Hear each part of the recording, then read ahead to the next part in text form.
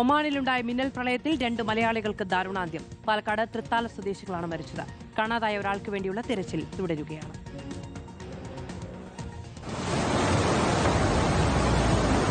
ഇന്നലെ രാത്രിയാണ് ഒമാനിൽ മലയാളി കുടുംബം സഞ്ചരിച്ച വാഹനം മിന്നൽ പ്രളയത്തിൽ അകപ്പെട്ടത്.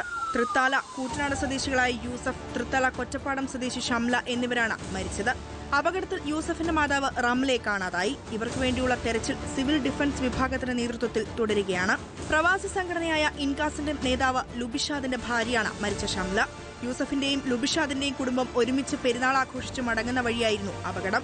ഇവർ സഞ്ചരിച്ചിരുന്ന നിസാൻ പെട്രോൾ കാർ 2 കിലോമീറ്ററോളം അകലെ നിന്നാണ് കണ്ടെത്തിയത്. വാഹനത്തിൽ ആകെ 9 പേരാണ് ഉണ്ടായിരുന്നത്. 4 കുട്ടികൾ ഉൾപ്പെടെ 6 പേരെ സിവിൽ ഡിഫൻസ് വിഭാഗം രക്ഷപ്പെടുത്തി.